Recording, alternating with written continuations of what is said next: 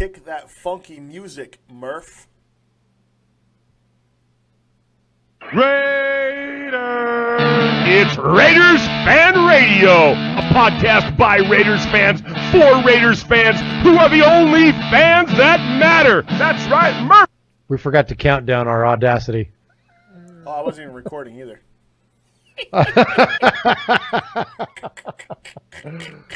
I just looked because that's a new thing we're trying this week, and I looked over and I'm like, mine's not recording either. And then I hit it. I'm like, we can count it off. They're getting insight into the show. Okay, ready? Inside info. Okay, go. 1, 2, 3, record. I am recording, Murph. Are you recording? I am recording, Sonny. 4, 5, 6. Are we on? Go. All right, let's hit it. Welcome to Raiders Fan Radio. Raiders! It's Raiders Fan Radio, a podcast by Raiders fans for Raiders fans who are the only fans that matter. That's right, Murph and Sonny from the Dago Dungeon. You got it right here, live. Touchdown! Kenny Stabler goes all the way. We miss you, we love you, and we'll see you in the Hall of Fame. When you have great coaches, then after you have great coaches, you get great players. You have a great organization, and you tell them one thing. Just win, baby.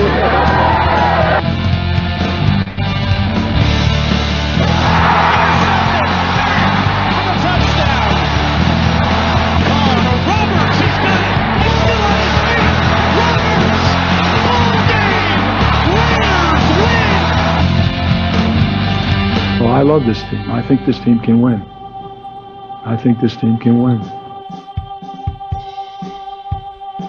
Well, Al, I used to think this team could win. However, with each passing week, I'm not sure this team can win. And sometimes, Murph, I ask myself if this team even wants to win. But before we get into all that, Hot take. welcome into episode 60 of Raiders Fan Radio. I am your host, Sonny Dago. With me in studio, as always, is my co-host, all the way from Murfreesboro, Tennessee. Yes, that's right. It is Murph. Murph, how are you?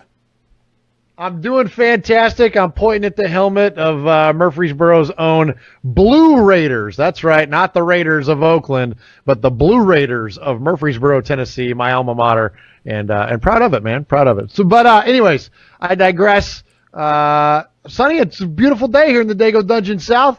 Other than the fact that our Raiders can't win, but Christmas was awesome. I'm off work for a while. Things are lovely, man. How about you? Things are great. Been off work since last Friday. So, I got a 10-day vacation here. I'm on day 5. I think this is day 5. So this is the critical vacation. Has been fun up till this point. But now moving forward, it's the downward slide of vacation. So it's not as enjoyable because I have work looming over my head. But yeah, been a good time. It was a good Christmas. Well, it was a great Christmas until 5:30 p.m. Pacific time when the Raiders started playing the game. But, yeah, Christmas is always a good time to recalibrate, to get with family and friends, to enjoy what it is the Lord has given us and stuff like that. So good times all around. But, Murph, this isn't a family, how's your family doing show. This is a Raiders, how are your Raiders doing show.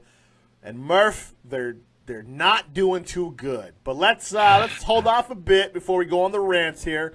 All right. Welcome in. We're going to live stream our podcast from now on. So this is live streaming of episode number 60 of Raiders Fan Radio. We do a podcast every week on Raiders, about the Raiders. And you can find that on iTunes, Stitcher. Wait. I don't have to say all that, Murph. Uncle Mark can say all that for me. Hey, boys and girls, this is Uncle Mosh. That's right. Somebody actually claims Sonny and Murph. These two. Check them out on their website, RaidersFanRadio.com. You can friend them on Facebook at Raiders Fan Radio, or you can like their fan page at Raiders Fan Radio Podcast. Hey, I don't tweet. I don't even know how to use a Twitter, but they do. You can Twitter them at Raiders Fan Radio. Call them. Leave a voicemail if you want. Go old school. 909-345-3346. That's 909-345-3346. Hey, do this. Please subscribe and rate Raiders Fan Radio on iTunes. You can listen to the show on all podcast services like Stitcher, TuneIn, Podcast Addict, and many, many more. Okay, am I done? Did I say all the stuff I was supposed to say? All right, I'm out of here. All right, appreciate that, Uncle Mark, as always. You know, Murph, it's always interesting that Uncle Mark joins us at the specific time we're doing our podcast to say that specific things that he says every single week. That's pretty cool that he does that. It is pretty cool, and it's amazing. The guy walks around with theme music playing behind him constantly, too. He's just got his own thing going on. Yeah. He's like Disneyland. He's like Disneyland. You know what I'm saying? He's like Disneyland. Absolutely. When he enters a room, the music just automatically kicks on and follows him. That's right. My brother-in-law is taking shots at Uncle Mark. He says Uncle Mark has a face made for radio. Ow. Jeez. Wow. Well, we all do. That's why we do the podcast, except for you poor people that are looking in on us on the live stream there. But hey, you know what? We were this close to getting Uncle Mosh. Uncle Mark and Uncle Mosh are the same guy. We were this close to getting him in studio this week, and we will soon. I got a little bit of a new setup going on here in the studio, and I'm able to have guests here live. And so as we've had Raider Nerd Kevin join us for the first part of the show to go over some voicemails. We had our buddy Micah, formerly of the Raider Ramble. He joined us for the first part of the show for a while, and I thought how cool it would be to have Uncle Mosh come on and join us for the first part during the voicemails or during the Sea of Fans mailbag. So maybe next week or sometime in the off season when he gets his whole summers off because he's an educator. So maybe during that time we'll have him in. But won't that be fun? It'd be cool to have Uncle Mosh sitting here riding shotgun in the Dago Dungeon itself. That'd be tight. All right, Murph. Raiders played a football game this last week. Wait, what up? Hi. Episode 60, man. Episode 60. Oh, yeah. This is the episode 60. This is the episode, like I'm in California, right? The 5. This is the episode 60 of Raiders Fan Radio. This is the 60. Yeah, this is the 60. This is the 60. You took the 59 to the 60, and then you get on the 61. It's episode 60 of Raiders Fan Radio. This is the Otis Sistrunk episode. Murph, where did Otis Sistrunk go to college? He played at the University of Mars, Correct.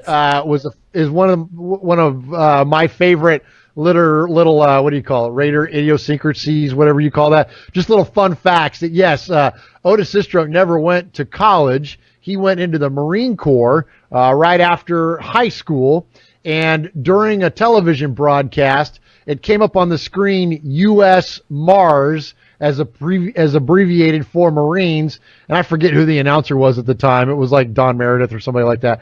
And they said that, that was pretty funny that that Otis Sistrunk went to the University of Mars, and it just kind of stuck because, the Raiders back then, the 70s, they were the Renegades and the Rebels of Oakland and all that stuff. And so they were so quirky and funny. And Otis was one of the first guys to kind of rock that bald head look, which, the Lord graciously gave that same look to you and I.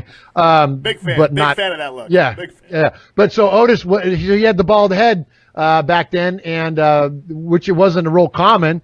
And so he was kind of odd in that way, and then also the way like his head would steam, like when you see old clips of the Raiders back then when he's on the sidelines, and now it's common where you see a guy get hot and his head steaming. Well, back then it wasn't as common again, and so he had the University of Mars based on that abbreviation, and then kind of his odd look and his steaming bald head. But Sonny, as quirky and funny and as fun of a character as he was dominant, dude. He was one of the best. Arguably anyways, best defensive tackles that the Raiders have ever had. I mean, he was legit, man, back in those, and unfortunately he didn't carry on through the latter two Super Bowls. I think he retired in like 78 or something. But he was definitely there for that first one that we got in 76. And yeah, just a completely dominant player in his time. And he's actually in the semi-pro Hall of Fame, not in the Pro Football Hall of Fame, but he's in the semi-pro Hall of Fame. 98 games, Murph, with 98 starts. That's pretty impressive. He played from 1972 to 1979 with our beloved Oakland Raiders, and he was one of the dominant forces over there on the defensive line, part of that 1976 championship run, and one of the legends, if you will, in Raider Nation. And we're privileged to be at episode number 60. It's been a long year, Murph, and honored to be able to call it the Otis Sistrunk episode for sure. He's Mosh's favorite player. Out of all the players in the history of the Raiders, that's his guy, the Sistrunk. Is Sistrunk, huh? Interesting. Yeah, more than Stabler or Biletnikoff or Casper or yada, yada, yada, yada. Willie Brown, you name it. Sistrunk is his guy. Yeah, it works. Because of that. Because the University of Mars, because of the character. Uncle Mosh is a character, right? So, real recognize real, right? He could be from University of Mars as well, something like that. All right, Murph, let's get into it. So we're going to recap the game a little bit. We also have a segment called Sea of Fans Mailbag, where we listen to calls from around the nation, the Raider Nation. Listen to phone calls, you guys calling in, venting, griping, complaining, praising the 30 seconds of good footage that was had against the Eagles this week. And then we just kind of respond and talk. We feel like we're kind of talking to you guys about the game. After that, we'll go 3 reasons into the very last game of the year. 3 reasons is where we look at one. 3 reasons why the Raiders should win the game against the Chargers. And then I got one, and it's the only one that matters. Just throwing it out there now. There's only one reason. There's only one left. But anyway, sorry, I digress. Go ahead. Yeah, it's it's rough. And then Murph, the season's almost over. I mean, this is like the last game of the year we're heading into, man. That's kind of nutty, don't you think? It's just flew by. Well, yes and no. And I did want to ask you about this too, about having the game on Christmas. This back end of this season, to me, hasn't flown by. It's felt like a grind, and not necessarily. I mean, it is due to the team's performance, and we've said this ad nauseum, but it's because of the expectation that we had coming into this season, and then the Raiders took a step back. So it wasn't like we just came into it going, "Oh, I am like 8-8 would be cool." Like coming into the season, we was like, they better win a Super Bowl.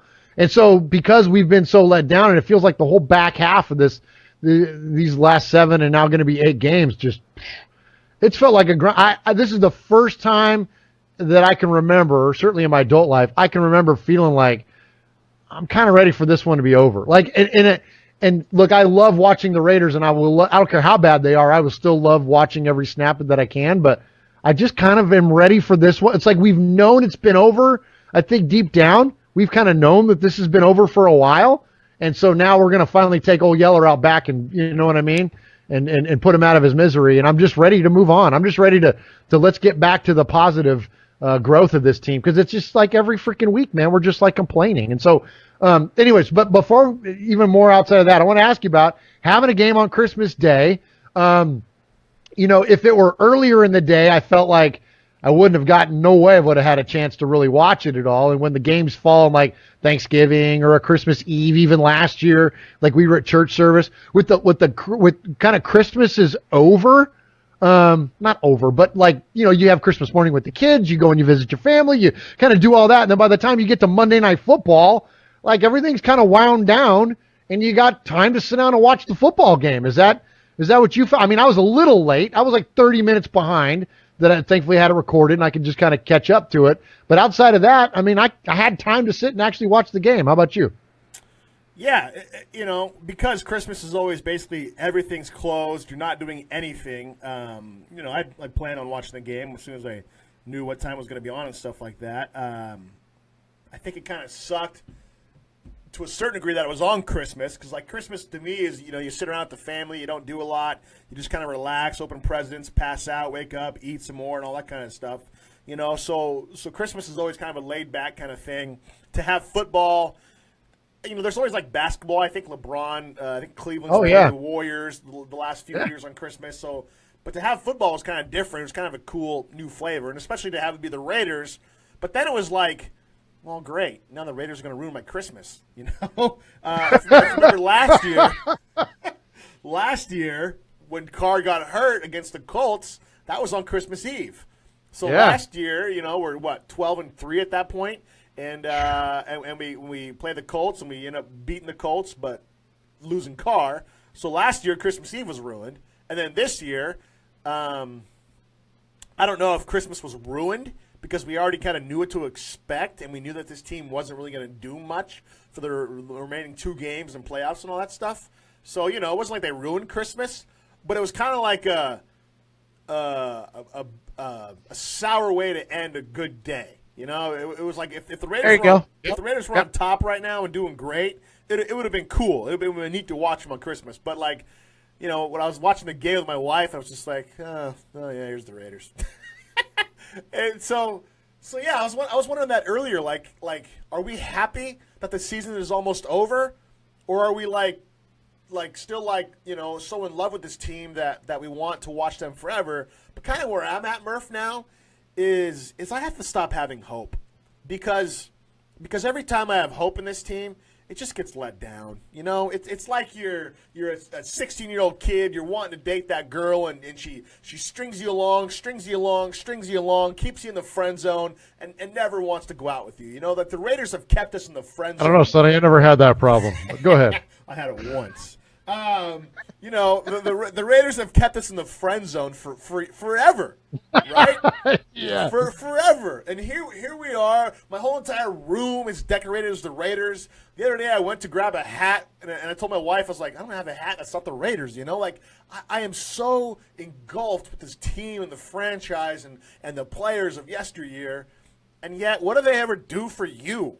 This was supposed to be the season. This was supposed to be the magical year, and it's just been garbage. And so for my own sanity, Murph, I have to stop having hope. I can love the team. I can still support them, and I'll always be a Raiders fan, but I'm not going to have this false hope anymore that just because on paper it says this, and I think Raider Trucker called it earlier this year. He's watching Emiliano.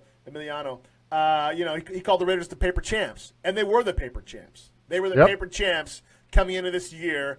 Everybody donned them, the Super Bowl contesting team, the team that's going to take out the Patriots and all that. But then what do? They didn't do anything. And so, ever since week 3, this has just been a rough year that, I'm happy to get over. I'm happy we can start maybe moving forward into what's going to happen next year. But at the same time, Murph, this season hurt. This season hurt worse than a lot of other years, man. Yeah, it really did. It really did. This one stung. And that's what I'm saying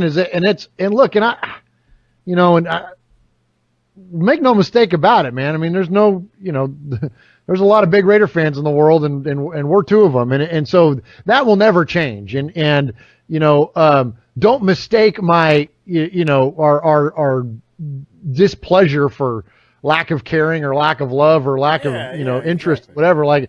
That will never waver. But at the same time, we're still, you can't if you're, and I hate to use the term real fan, I don't want to say that, but if you're really that invested in this football team, then you can't be happy. There's nothing that you could look at right now in the current state of the Raiders that you can, as a fan, look at and go, man, that's awesome, man. I can't wait to watch them next week so I can see this. What is that? And that's the thing, whether it's, what we asked for or have asked for as far as evidence that would lead you to believe that this team could make a potential playoff run or whatever else. What is it that you're seeing that brings you pleasure? You know what I mean? And it's, and that can go beyond to a lot of fandoms. If you're a Star Wars fan, well, what is it about this movie that you liked that brought you pleasure? Otherwise, you're not really that much of a fan, are you? You know what I mean? What is it about this team that you've seen that really brings you pleasure? What is it that you like about this football team right now? Because this isn't the Raiders of old. This isn't the Raiders of the 2000s. This isn't the Raiders. This was our Raiders. This isn't our Raiders of last year, right? What is it that we're seeing? It's rough. The body language is bad. Just the overall demeanor of the team. Look, I don't believe that there's the players have, quote, given up, and I don't believe in that whole I don't believe they're not working as hard or whatever. Is there a heart issue? Sure. And I think we only have to have eyes to see that, but I don't think it's from lack of effort. I don't, you know what I mean? It's not like where you see some teams, like in the Giants have been accused of this year, where they're kind of giving up on the coach. I don't get that sense. I get the sense that Derek Carr is doing his absolute best out there. His absolute best right now is just not that great. You know, the absolute best from the coaches is just not that great. The absolute best from the GMs, not that great, because we're not seeing production out of the players that they're putting on the field. So so you can love the team, but you can't love what they're doing. You know, you just can't. So you end up with this dichotomy that, so here you are, you know, you got time on Christmas Eve, the family's wound down, you're kind of there with some time to lock in and watch your team play. And I'm thankful that they're on Monday Night Football. It's a primetime game. It's nationally televised. Everyone's going to be watching. And the product is like, it's okay. Yeah, there's some good plays. Yeah, Marshawn looked good. We were talking before the game. I'm like, man, Amari Cooper, man, 63-yard touchdown. That was awesome. And what was your immediate response? Okay, well, what happened to him after that? Yeah. I don't have an answer for you. Exactly. So it's like, okay, you like, yeah, this is kind of cool, but, and there's been a lot of buts all freaking year long. So anyways, hopefully, here's the positive spin. Here's the good thing. We got one more week of this. We're all going to bundle up together, Raider Nation, join arms and sing Kumbaya because we love this freaking football team. We will, you can't get caught up in the hope, Sonny, but, maybe we'll see something cool. We're going to get into much more about the LA game here in a little bit. But, I guess the hope is to see something good, see something that is a positive takeaway going into next season, and then let's see what freaking Monday brings, man. I think that's ultimately where this is going to go. The short term is that, who's going to be the coaches, who's going to be in the front office, who's going to be, on the field, because we're going to see a lot of turnover. Anyways, I'll shut up. Let's move on. I hope we see turnover because something has to happen. Something needs to change. It's been a kick in the nuts week in, week out. The Philadelphia Eagles game, take away that touchdown to Cooper. Oh man, I've been trying to avoid looking at our boy, looking at Carr as the problem, but Murph, it gets harder each week to look past Derek Carr and look at everybody else, because you take away that touchdown to Cooper, and what was that, a 63-yard pass? So take that pass away. Carr had 14 completions for 77 yards. That is awful. That is awful. Now, this isn't – Eagles had a good defense. They had a decent defense. They were on us. But we were running the ball effectively against them, right? 25 carries for Lynch, 3.8 yards per carry. Had 95 yards. Was probably one of his better rushing showings of the year. So we ran the ball against them, but we didn't utilize play action, which we haven't. No, hold on. No, stop right there, too, Sonny. Okay, I'll stop. Please explain to me, in any football world, why you don't run play action when you have an effective running game. Yeah, I don't know. I think get too cute. Get too cute. Do you have to be an expert? Do you have to be a coach to try to interpret this and understand it? God bless Ted Wynn. He's one of the best guests we've ever had. He's brilliant when it comes to his football mind. You don't have to be that kind of an astute study of the game to understand that there are fundamental aspects of a strategy on offense, and one of them is play action. Why would you just never do it when you have an effective running game? Like what? It's almost like you're freaking, taking 5 of your 6 bullets out of the gun and going to the gunfight. You know what I mean? Like why would you rob yourself of a strategic opportunity? Like why? What is it about it? And don't give me this, Carr's not good at it. Look, I'm good at play action, and so are you. We're not talking about some rare athletic talent required to fake a handoff. Please. You know what I mean? Like, Marino can do that. You know what I mean? Now, today, 2017, Dan Marino can fake a freaking handoff. Like, why, Sonny? Tell me. Like, what? That one blows my mind. Like, out of all the play calling can be questionable. Whatever. Your plan, you can question someone's plan, okay, because their plan doesn't line up. Whatever. That's fine, but at least they're trying. So this, they just don't try. They just don't do it. It's almost like saying, we're not going to blitz. Well, good for you. And just lose football games. Well, we're not going to do play action. Okay, well, good for you. And just lose football game. Like, it's so dumb. Ugh. What I don't like when I hear in the press conferences, when I hear Derek Carr say, yeah, we hit that one pass to Cooper, but after that, the defense wasn't going to let us do anything else. And you go back to a quote from Al Davis years ago, and I'll paraphrase it. He basically said, we're going to do what we want to do on offense. We're going to, you know, we are going to dictate to the defense what we're going to do. And yes. we're not doing that.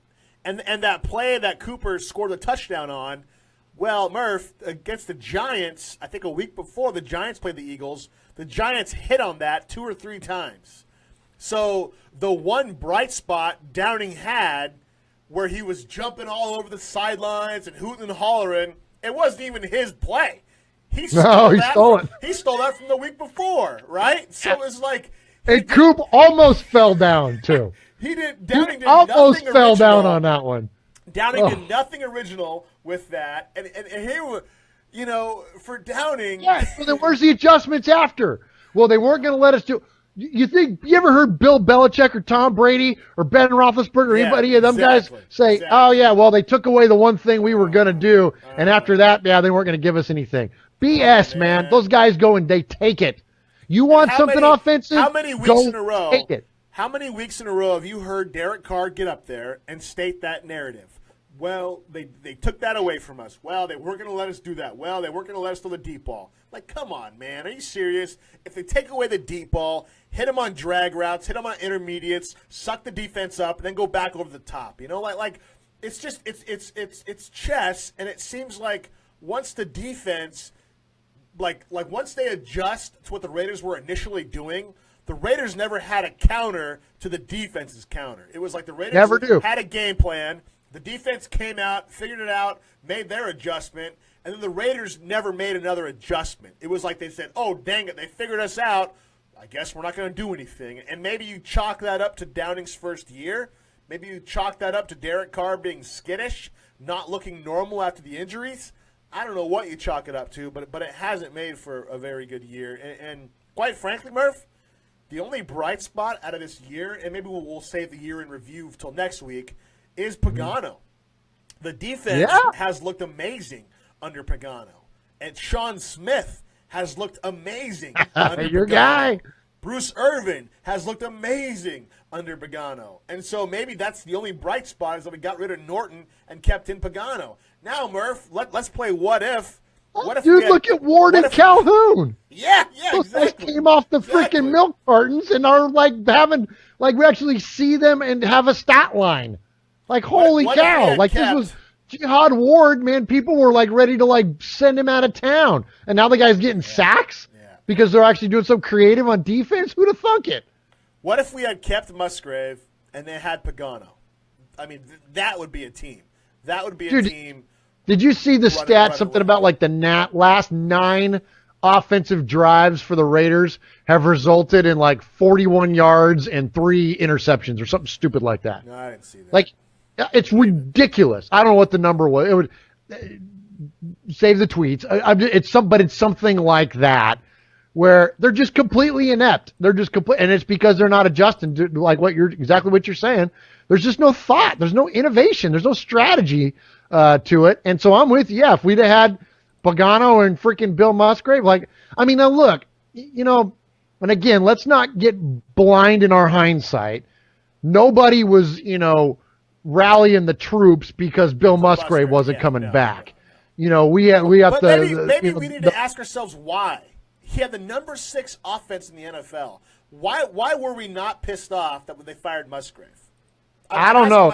There must have been. Why did I celebrate that? Because I did. I was like, good, get him out of here.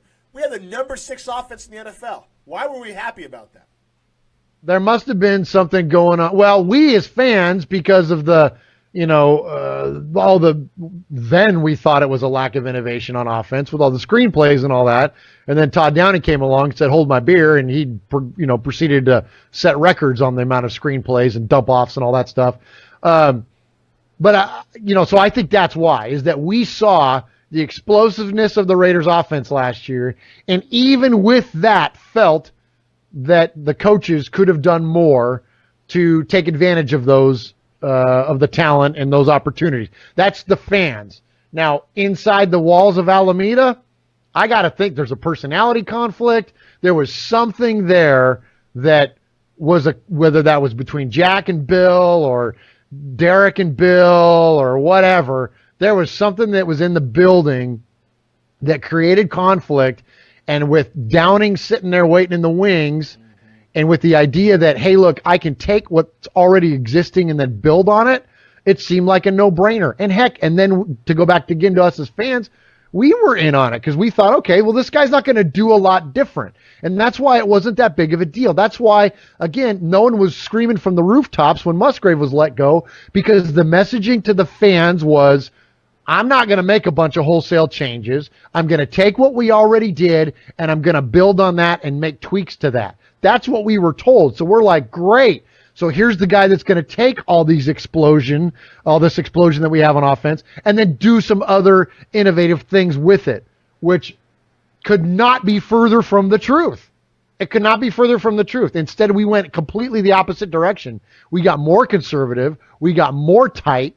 And it's just, I mean, and the lack of adjustments, as we've said, that's what's shown up. I mean, who'd have thunk that somebody could under adjust Bill Musgrave? Like, really? Like, I mean, that's a good point. That's a good point. You think Bill Musgrave doesn't make good enough adjustments? Todd Downing, hold my beer. Hold my beer. Watch this, guys. Watch this. Let's script the first 52 plays. Yeah. Come on, man. Why you guys only scripted 15 plays? I'm gonna go ahead and script freaking the whole game. Hey, guys, it's week 16. We're gonna let it rip this week. Oh, thanks. What's the rush? Let it rip. That was when they said that. That's when I knew that it was. I mean, you kind of knew all was lost, but I knew they had no idea of what the F they were doing at that point. When they said, oh, this week we're going to get there, we're just going to let it rip. Are you friggin' kidding me? Like, you hadn't been letting it, you never thought to let it rip? Like, that's the whole point of friggin' playing this sport a lot of times, is you just let it rip. That if you go out there and try to outthink yourself, you will, and it's not productive. You've got to let it rip. Like, what are you waiting for? You're waiting for now when you're completely out of it? Now you're going to let it rip? That's the stupidest thing I ever heard in my life. They let it rip week 1 and week 2, and then all of a sudden we got the brakes put on. I'm going to stop. This will be a freaking 9-hour show again, and I'm going to lose my voice, and this team freaking is, Can we move on to something else? I gotta temper myself, Sonny. I hear you, man. I gotta reset. And that's where it comes back to, like, this is what the whole season has been. And so, to a certain degree, I'm kind of happy it's over. Like, yes. I can't take more. I can't take more of this. I'm going crazy. I'm literally just going nuts with what's been happening and stuff like that. So, in a way, I'm kind of glad that we're moving on. We're moving on because we have to, man. How much more of this can we take? But now here's the problem, Murph, and this is what we're gonna be ranting on this the whole entire off season. Is where do we go from here? What happens now? If we fire Downing, bring in somebody else, that's the 4th offensive coordinator Derek Carr is going to have worked under. 4 in 5 years. That's not continuity. That's not what you want for your guy, for your quote unquote, for your franchise quarterback. That's not what develops good teams. And so, we've already talked about this, and we're going to talk about it ad nauseum until something happens. So what do we hope for, Like, that's the question is, like, what do you hope for? I think at this point, though, you've got to look, and I'm with you. And I was a couple of weeks ago when we talked about this. I was not yet on the fire Downing train, although it's been a very popular thing to rant about, and everybody that's done it, very rightfully so. But my thoughts were on it is that, the change, is not good for a quarterback. You can't put him through all the different coordinators and all that. It's proven time and time again that it's not good. Now, there also is a case for, You got the Sean McVays of the world, right, that can come in and there is a such thing as teams turning it around. Doug Peterson, right? Like there are teams that do turn it around. And so I have not been a fan of the change because of those rare examples of where it does work. But here's what I think now, and this is where I feel like we've gotten to the point of. There is way too much talent on our team that's not being, I don't want to say taking advantage of, but there's way too much talent represented that's going underutilized that goes well beyond Derek Carr and his development as a quarterback with his offensive coordinator. And I think that we can't be afraid of what another potential change could mean to the quarterback, because by doing that and not making a change, you're just wasting all this other talent over here.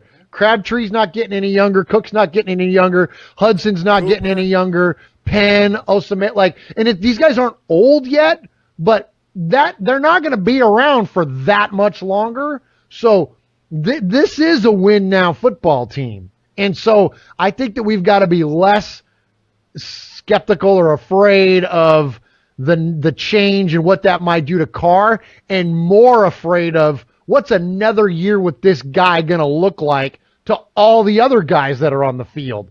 Like all of a sudden Seth Roberts turned into a very average player at best.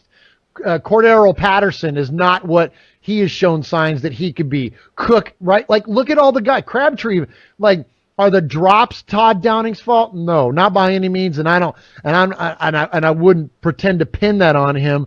But there is, all you got to do is have eyes to see that there is a serious change in where these guys are on the field versus where they were last year.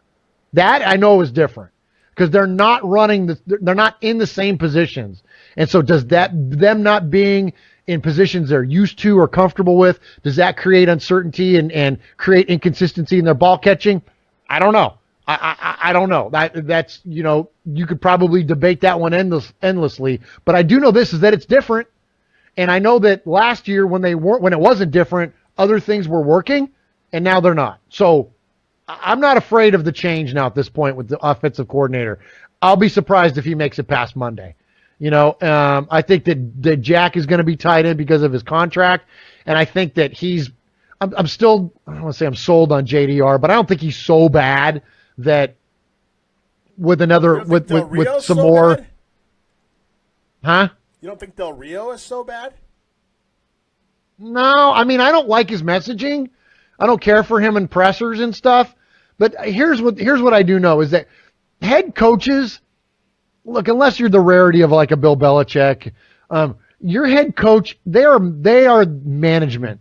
They're high-level management. Their hands aren't on the football team. They're ultimately responsible for everything that happens, but the coaching doesn't occur. The coaching doesn't occur at the head coaching level. The coaching occurs from the coordinators down.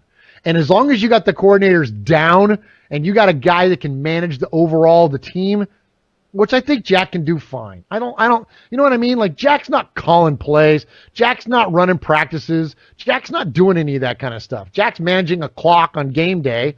You know what I mean? And he's holding the challenge flag and he's doing, and that's not special to Jack. That's not an indictment of Jack. That's a lot of head coaches.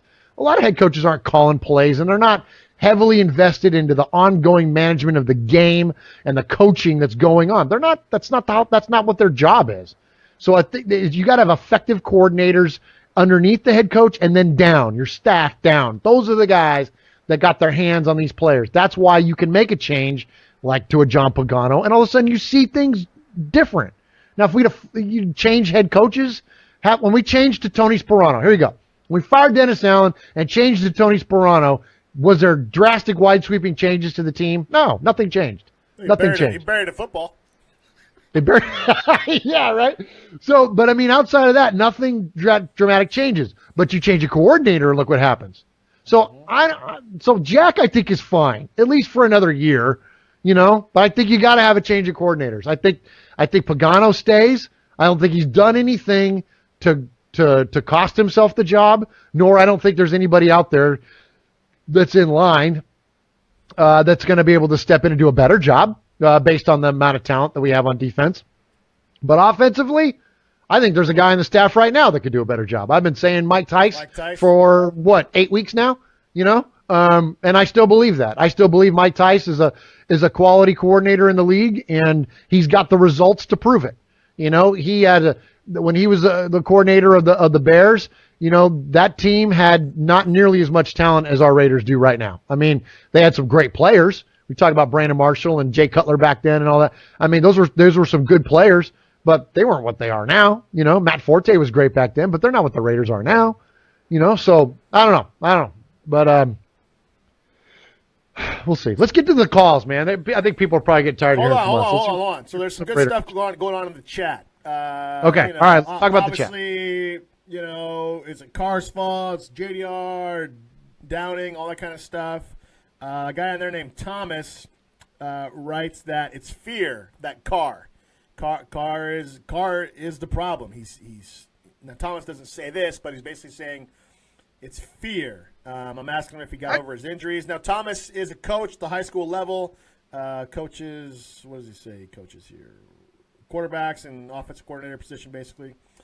So Murph, before the season began, we talked about the importance of Carr overcoming the mental hurdle of an injury, and this is what makes great quarterbacks great, and this is what takes out not so great quarterbacks. When Brady came back from an injury, came back gunning. Manning came back gunning. Well, Manning never really gunned; he just would push the ball out there. Yeah. So when quarterbacks get hurt, Rodgers, right? Just right now. A big thing is, can they come back and overcome that mental hurdle? And so I think what a lot of people are going to start talking about, and if they haven't already, is did Carr ever really come back over that mental hurdle? If you look back at Carr's earlier years, he was always kind of happy feet. He always had a little bit of happy feet. And maybe the already existing happy feet combined with an injury last year, on top of getting the back injury this year, has all of that kind of just messed with him a little too much to where he's not the same player he was last year. I think 100%. And, he says he's not hurt. And look, we know Derek Carr is a good Christian man and he's of good moral character. So he's not a liar. All right. But I think that you could probably say he's, if I don't want to call him a liar, but he says that he's fully healthy. He says that there's nothing wrong. Well, what else is it then? Do we believe what that else then? is it? I don't know if I believe that anymore. I don't either. And so, who are we to question a man's truthfulness or not? But I think that out of his loyalty to the team and his willingness to be a leader and to not make excuses, I think he's doing it for the right reasons, but ultimately still he's being deceitful. Like, I don't think he's okay. I don't think he's been okay for a long time. And like you said, there's a mental hurdle to be overcome. And unless you're talking about like an Adrian Peterson or somebody who's, overcome, that guy was like off of an ACL like less than a year later, right? Like, and it's running at an MVP level. Like that's like superhuman. Like, that doesn't happen very often. Most of the time you're talking about, a year's recovery, 18 months to get over the mental hurdles and all that. Heck, we're just barely at a year now that Carr's been, since Carr got hurt.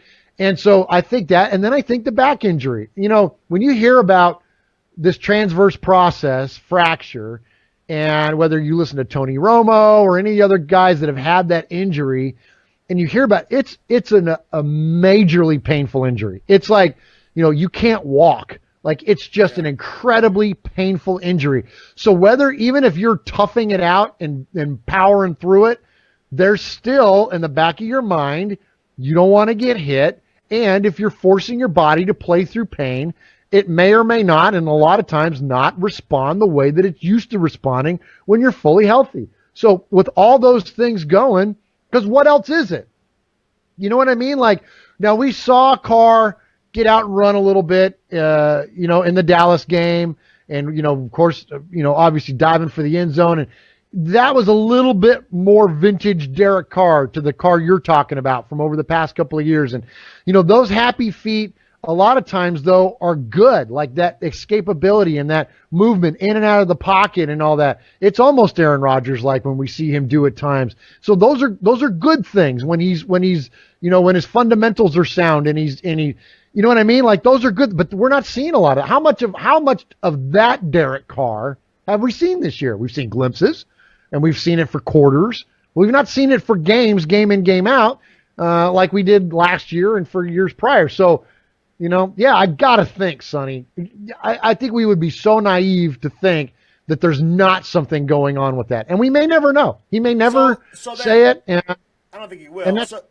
So then this is the answer then, right? If you had to say in one solid statement what's up with the Raiders this year, you would say Carr coming back from injury, Carr getting hurt again early in the year, and a new offensive coordinator all has led to this, right? I think you could sum it up with that because it's not 100% on Carr. The receivers aren't catching balls like Cooper's always had dropsies. Crabtree will have some great catches, but he also has some dropsies. Seth Roberts, does he even play on the freaking team anymore, right? And so you have receivers who drop the balls. You have an offensive coordinator.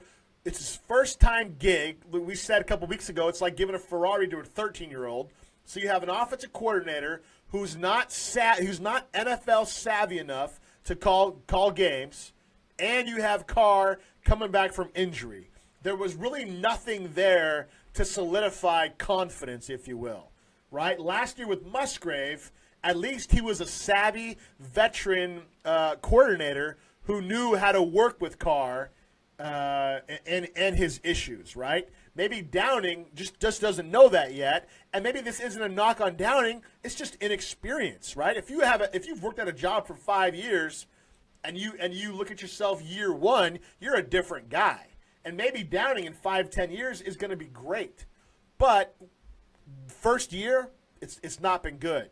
Combine that with the injury. Combine that with the receivers who can't catch the ball. Combine that with bringing in Lynch and his style of running versus other people. Combine that with Richard fumbling the ball left and right.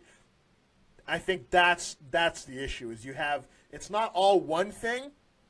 And maybe you can say, well, Carr is 33%, and the receivers are 33%, and the offensive coordinator is 33%. Like you can assign blame, but I think it's the whole thing. I think it really was just a recipe for disaster when the expectations were higher than they'd ever been in 15 years. And I think all of that coming together has just made for just an awful, awful season. Last year, Carr had only 6 games where he had a quarterback rating over 100. He's had 5 games this year, quarterback rating over 100. So it's not like he's been drastically different, but I think the eye test tells you he's been drastically different because we're not seeing him running for first downs. We're not seeing him stay in the pocket longer. We're seeing him get rid of the ball, and I think it all just has accumulated to this dumpster fire that we see here, where the defense is the best thing about the Raiders. Like, come on.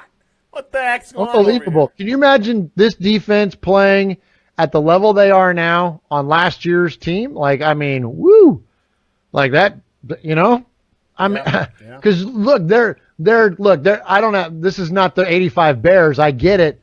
But when you had the offensive production that you had last year, coupled with a defense that's doing what they've done the last 5 weeks, okay, I'll take that all day long.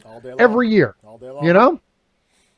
All right, Murph, we've ranted and raved long enough. Let's hear what other friends and fellow Raiders fans from around the nation had to say in the Sea of Fans mailbag.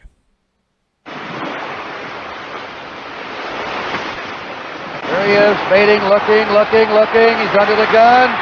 He's caught. He throws. It is. Oh, he caught it.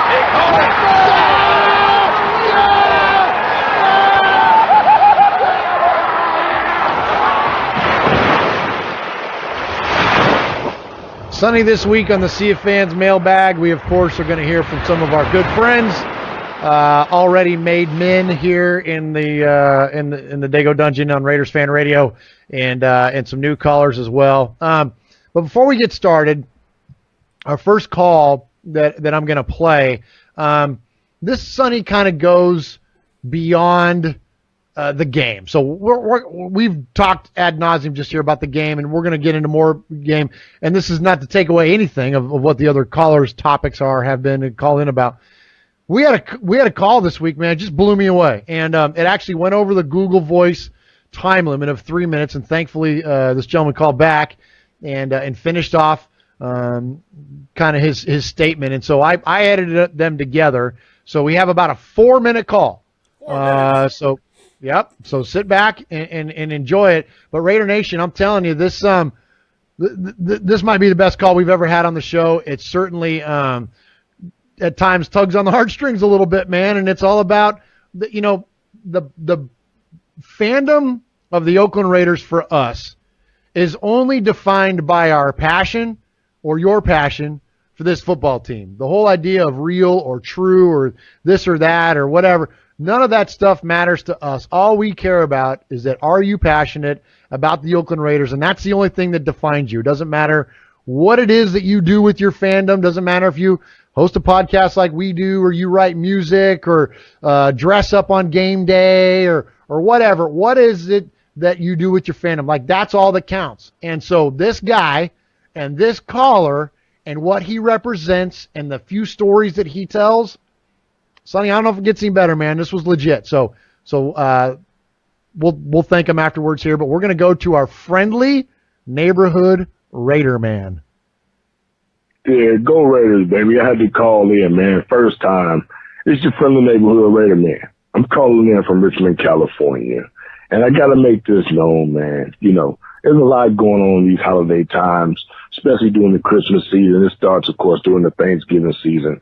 You asked for a little personal testimony. I'm going to try to make it quick because it is a positive story and it reaches out so far. But there's a point. You know, I've been a Raider fan my entire life. And I'm not even going to go on the rant about how frustrated I am. That's pointless. We've been hearing that kind of crap for decades, and I'm one of the positive ones. I don't need to be known by everybody. Just so happen to be known by a lot of people, though. But in real life, people deal with real things. And it's sad that our team can never seem to meet us where we are. We begging for these guys to pay attention to us. But all around us, man, in that Black Hole tailgate this weekend, we had a little kid in there, 10 years old. His name was Elijah Demas. And this young soldier is a Raider to his heart. The young man's battling cancer, bros, sisters, battling cancer. In the stage where the doctors got the nerve to be telling this little boy and his parents that he needs to make a bucket list.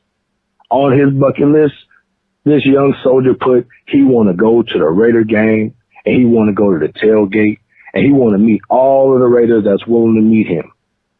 And we got out there and we showed and proved. And I'm really, really proud of us as fans because, you know, for years, for decades, we've always stood by each other like that. I'm one of those testimonies. Because in 17 years ago, I'm down by number 19. If you're looking for your picture, they out there. Some of the people know me, and it's not even important. It's not like I'm some kind of superstar. But the point is, 17 years ago, on December 8th, that's a Friday night. A lot of you remember because we had just come back to prominence. We were going back to the playoffs, ladies and gents, and we had to beat the lowly Jets, who happened to find their way back into the wild card hunt, and we had to beat them to get into that game. Well, on that Friday night, before that game, we played the Jets, and we beat them down 55-10. Your friendly neighborhood took a bullet to the chest. 38 caliber slug. Single shot, I caught it. Catch better than the receiver that was on our team at the time. But we put up points that day. And that day, the Black Hole, led by Black Hole President Raider Rob. I'm going to throw out a couple of names. Just, I don't know, maybe just that name. You only really need to know one. But it was a myriad of our family, all of our people. And they banded together and they literally, fact check this by anybody who's willing to share the story, because I don't need to make stuff up. Got the tattoo to prove it. They call them battle wounds, scars. But they broke into ICU at Highland Hospital. And they brought me a radio. And they said, Raider man got shot and he's still alive in your care. But if he missed this game, that will kill him. Life is real life. Football is life. But life itself is bigger than football. So disappointed in the team, but for everything else, there's the Raider oath. We've been battered and bruised, and we've moved and come back.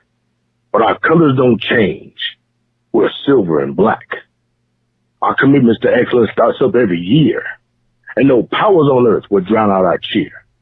I pledge allegiance to our flag of our mighty silver and black, and unto these colors for which it stands, Raider Nation under a groove with free speech and liberty.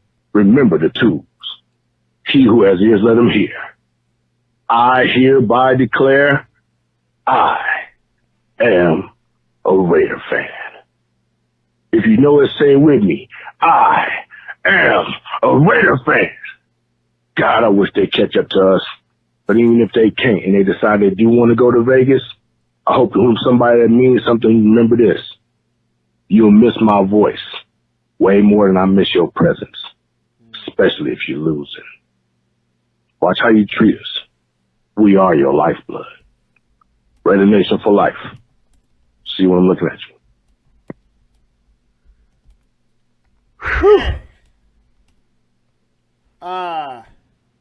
Now I told you.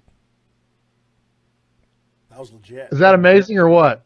That might be my favorite call we've ever gotten. I mean, incredible. Yeah. You know, we always talk about it all the time. Sports are sports, but life is life, and when they intersect, when they can kind of come full circle and meet each other and create pathways that weren't there before, that's when sports can become pretty awesome. And I mean, yeah, there's a lot of ways we can go with that story.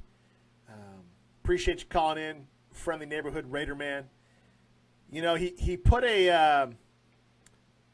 he made the move personal, Murph. I think that was cool. As he made the move from Oakland to Vegas, he personalized it in a way that we haven't seen a lot of. You know, we hear the Dr. Deaths of the world, and we hear those loudmouth kind of people going off all the time, but that call was a little different take, and yep, and I appreciate that perspective, and I appreciate the time he took to even call in, and he's right, and what he said at the end, you will miss my voice way more than I will miss yours, or I will miss your presence, or something like that. Presence, yeah, that was it, and if the Raiders take a losing team or a mediocre team into Vegas, it's not going to be fun. It's not going to be fun at all being a Raiders fan. And I hope to God they don't try to recreate a black hole section, because if you try to recreate the black hole in Vegas, it's not going to be good, right? Whenever you try to replicate something, it's not going to be good. It's not going to be organic, and it's not going to be the way it is in Oakland. So, friendly neighborhood Raider man, appreciate the call. Appreciate you sharing those stories. Those are what. That's it. That's what it's all about. Sports is the vacation. Sports is the break. But sometimes sports can be an intersecting thing in life that brings us all together. So appreciate your work out there. Keep it up, and obviously go Raiders.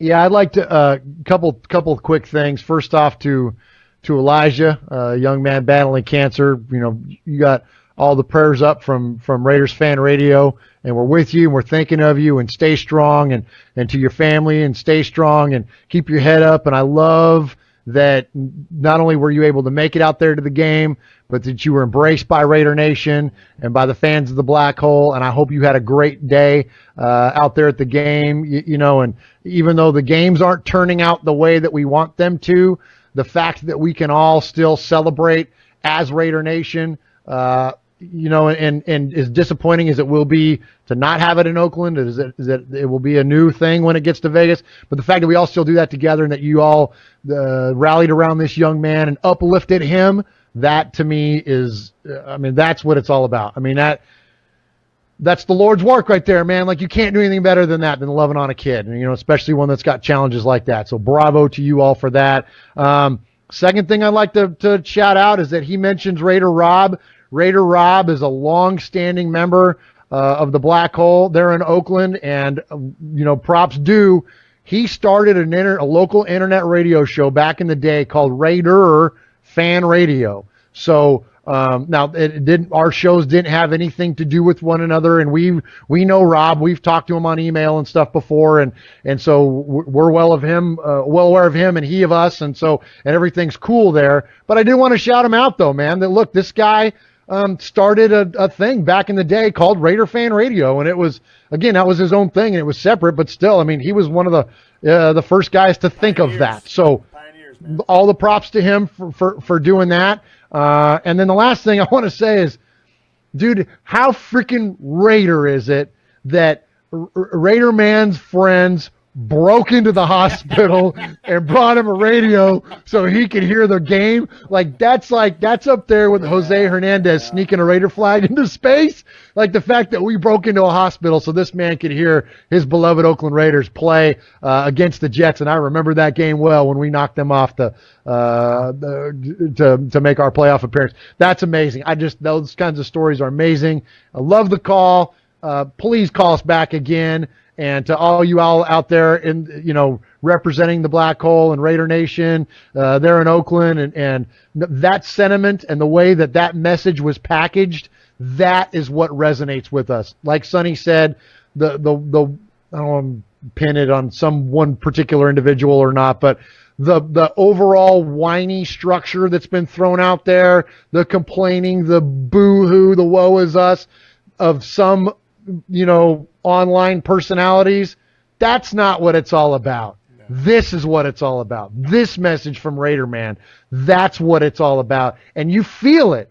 You feel that in him, that team is leaving and what that means to him. That's different. That's different than protecting a persona you have or protecting an image or a brand. That's not what this is. This is personal to him, and I think all of Raider Nation feels with you that we wish it were different. Unfortunately, it's not. I don't know what we can do about it, but I can know this. I do know this. We're with you, and we sympathize with you. And, it's just not ever going to be the same. You're never going to capture that again. You can't, like Sonny said, you can't replicate it. It's impossible. All right, next up, let's go to Joseph in Southern California. What's up, boys? This is Joseph Hernandez out of Menifee, Southern California. Long-time Raider fan. Raider Nation all the way. Just want to tell you, boys, I love your show. Thanks for giving us true Raider fans a chance to vent and let you know what's going on, too. These trying times, let you guys know what's going on, man. Our defense did great. I think they did great tonight. Offense just sucked.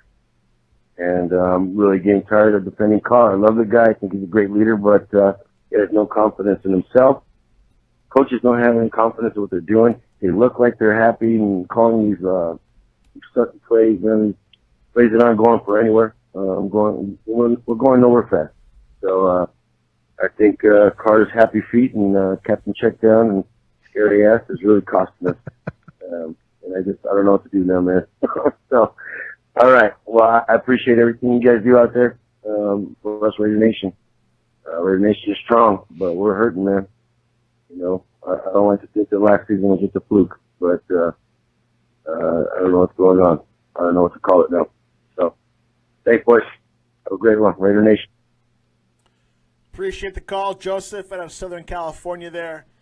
Murph, he states he's tired of defending Derek Carr. I have to agree with him there.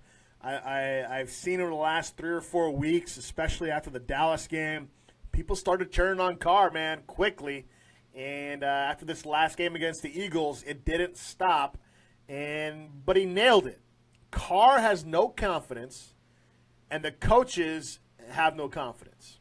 And when you combine both of those things, when you have a quarterback coming off of injury, no confidence in himself, and then you have a first-year OC who's not calling great plays, receivers who drop the ball, it's a recipe for disaster, like we already discussed earlier in the show. So, Joseph, I agree, man. It's hard to defend Carr. I'm still going to do it, but, it's not getting You're not any gonna easier. forget about it. It's not getting any easier. All right, next up we're going to go to East Pennsylvania. I don't think this caller left a message, but let's see what he's got to say. Raiders just downright stink tonight. Period. Stink. They stink, don't matter what, all year long. They stink. There's nothing positive. there's nothing good to come out of this. Unfortunately, this is horrible. I've never seen nothing like this in the 52 years I've been living. I finally get my daughter to be a Raider fan last year, and what happens? They lay a big turd. The Raiders stink. They can move to Vegas. You know what they need to do? Change the name, too. Hey, Mark Davis, why don't you just sell the team? Better yet, why don't you just sell the team to Donald Trump? He's another bomb. These guys stink. STINK. Check me out, brother. Facebook, Kevin, URLAND. I'm the man. I'm the Crypt Keeper. Every once in a while, I go live on Facebook as a Crypt Keeper. These Raiders stink. I'm tired of it. I'm so tired of it. Hell, I might just go be a Cleveland Brown fan. I can't even take it no more. I cannot take it. They are garbage. My daughter's sitting here crying, telling me that, oh, you made me think I like this. I got nothing else to say. I got to go settle this girl down. These guys just downright stink. Hey, Carr, thanks for losing again. You stink. Well, you know. Well, he did leave his name as Kevin the Crypt Keeper, apparently. There we go. Crypt Keeper, appreciate you calling in. Hopefully your daughter is okay.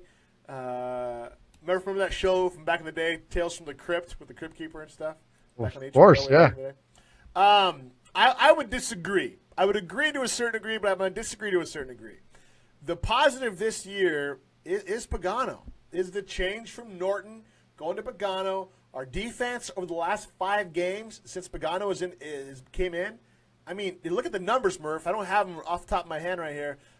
Sacks are up. Interceptions, obviously, are up. Yeah, all of them.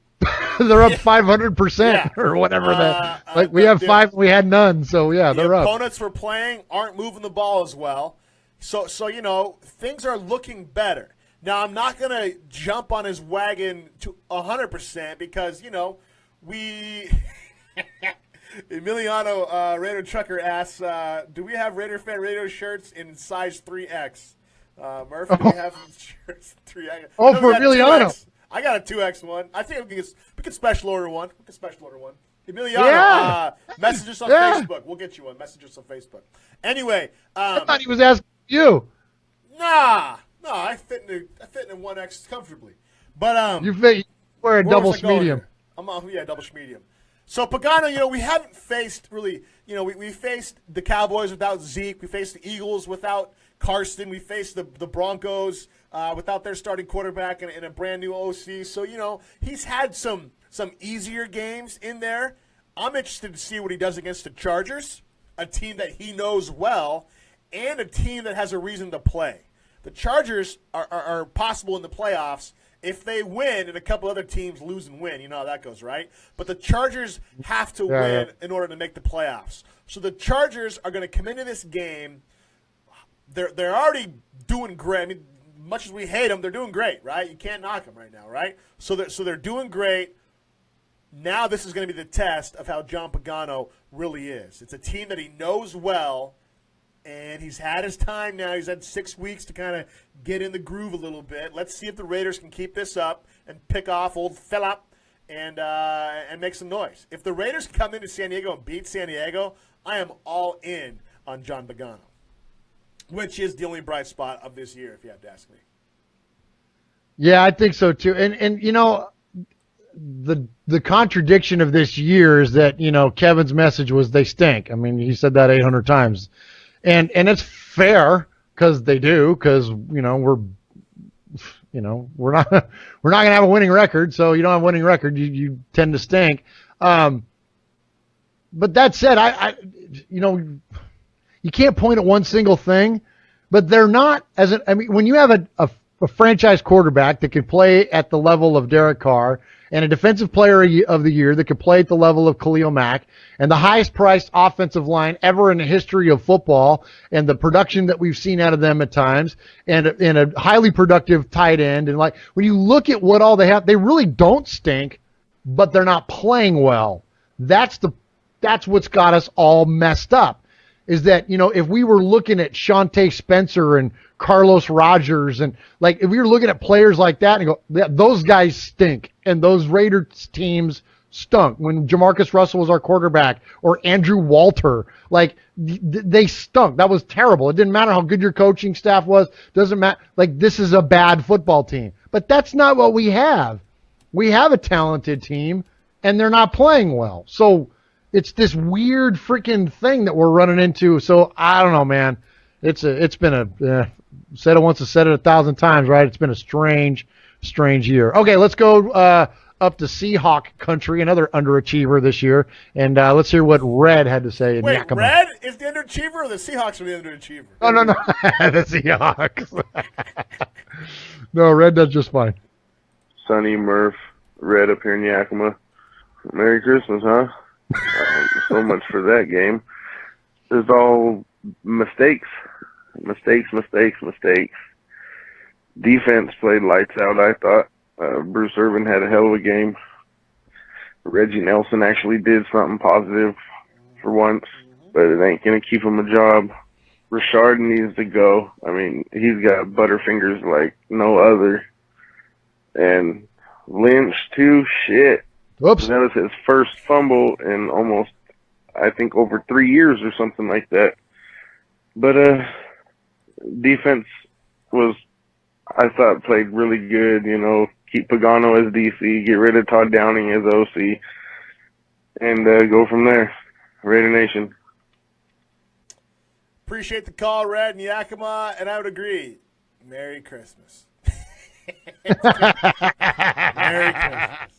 Hey, He makes look. a great point. Hey, my Very mom buys me all this Raider gear. I got new Raider sweats and Raider shoes and or Raider slippers and a new Raider beanie. And yeah, I get to watch them. Merry Christmas. Hey, I do want to. We Skyped there with the families on Christmas, and you were rocking the new Salute to Service Raiders beanie, man. That's legit. I can't see you right now. Are you wearing it? No, I'm wearing my Marcel Reese signed hat. Oh, well, that's good too. Yeah. Appreciate the call, Red. His call summed it up perfectly when he just stated, Merry Christmas. Merry. the tone, just like, hey, Raiders are playing on Christmas. Merry Christmas. Merry Christmas. Appreciate the All call, right, Red. Hey, Murph, Red's a faithful caller, man. He calls in every week. That's awesome. He does, yeah. There's a handful of guys. Really, it's and 3, starting to be 4 now that we hear every single show. So absolutely, thank you to Red for supporting us here at Raiders Fan Radio and calling in and participating. The more of you and the less of us, it's a good thing, right? So yeah. Okay, here we go. Jim on the East Coast. Speaking of regular callers, Sonny and Murph. This is Raider Jim calling from the East Coast, day after Christmas. I hope you had a good Christmas. I hope the Raider Nation all celebrated Christmas well and enjoyed your family.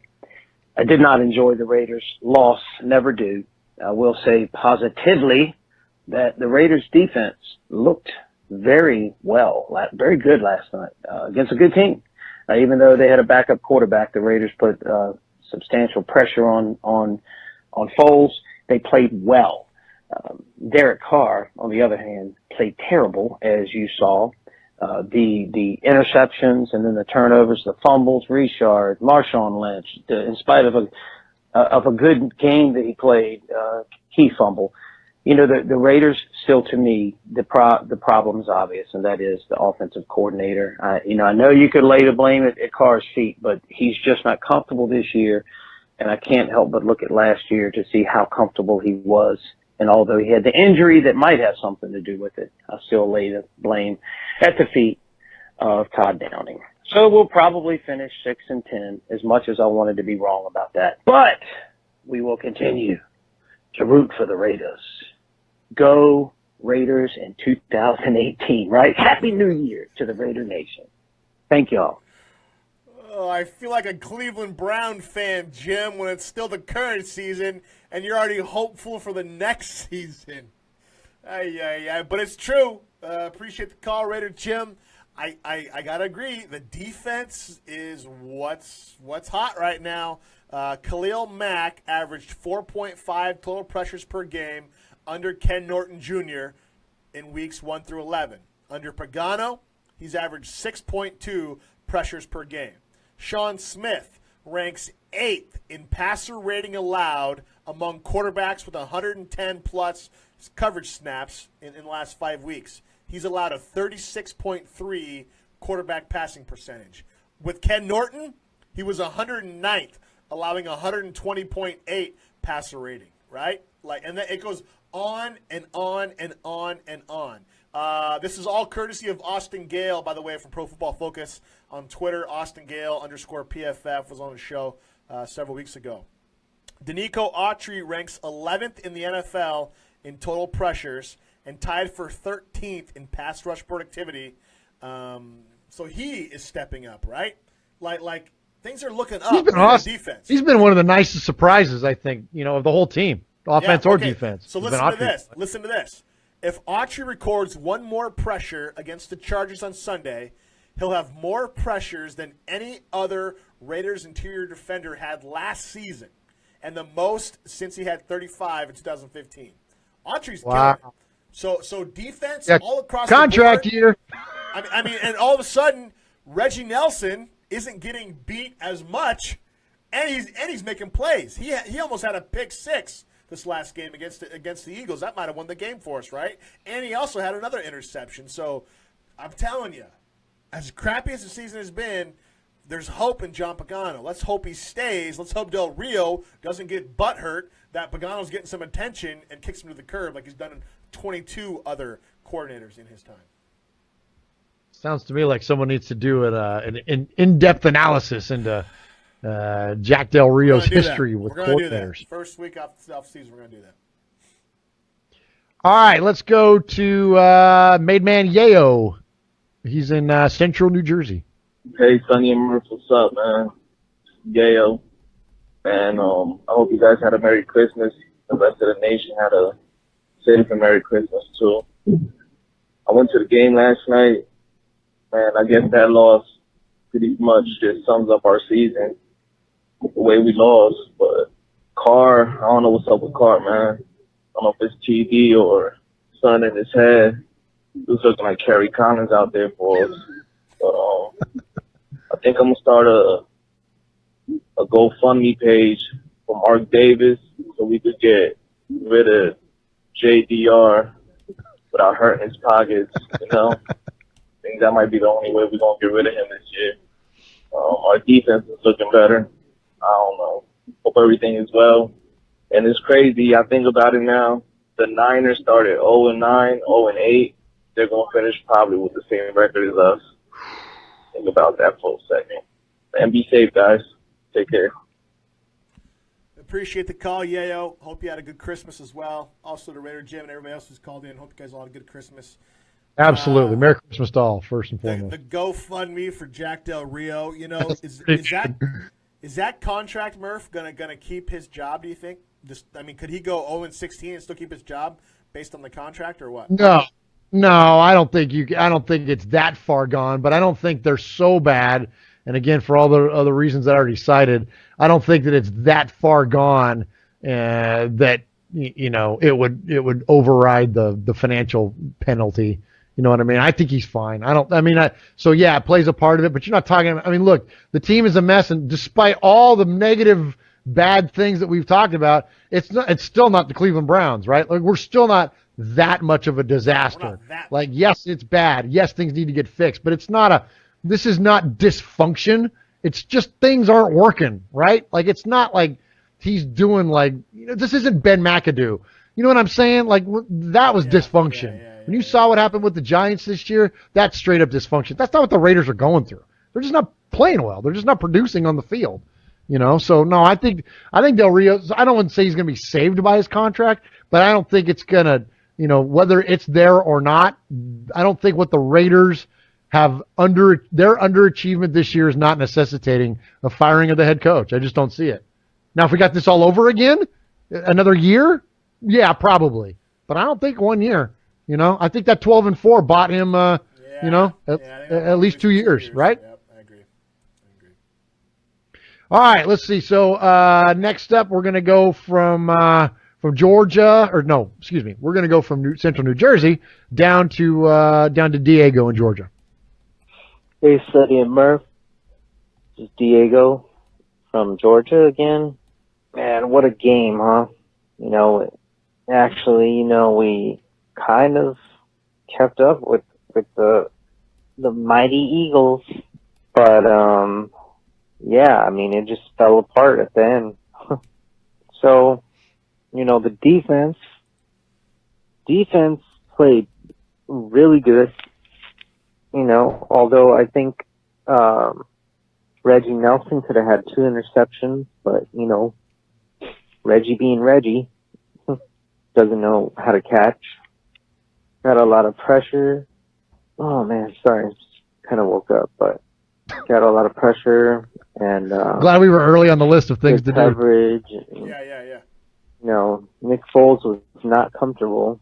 And the offense, Marshawn was great. Mari Cooper, he was okay. And one great catch, touchdown. Other than that, I don't think that the offense played well enough.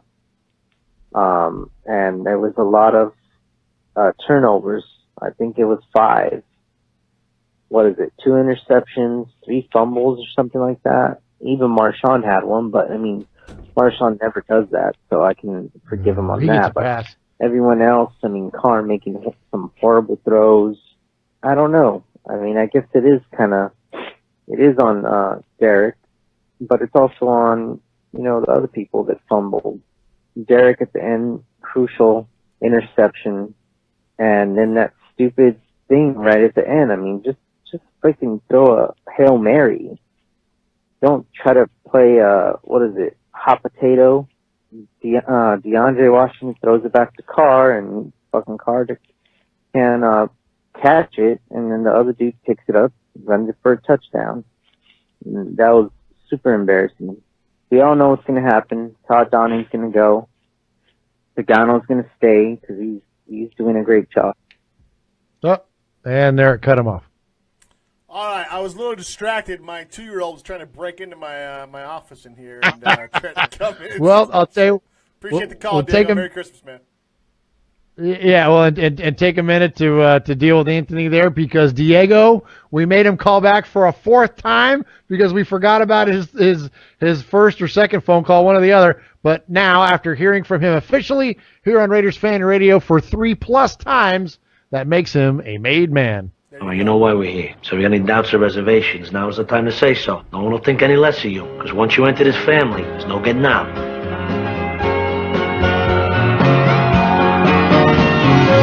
The thing that made Jimmy so happy that morning was that this was the day that Tommy was being made. Jimmy was so excited, you'd think he was being made. Jimmy and I could never be made because we had Irish blood. It didn't even matter that my mother was Sicilian. See, it's the highest honor they can give you. It means you belong to a family and a crew. It means that nobody can f*** around with you. But also with anybody, just as long as they aren't also a member.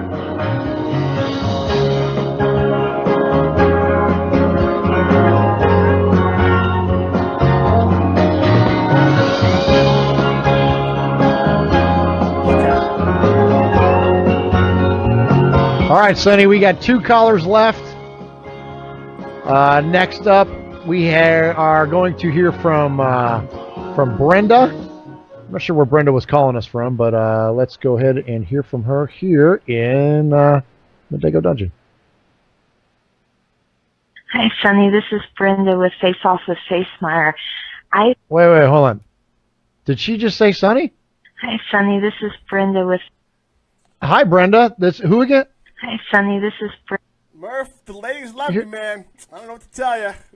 You know. There's 2 guys on the show. There's a host and a co-host, or a co-host and a co-host, and it's Sonny and Murph. I know, because I'm on the T-shirt.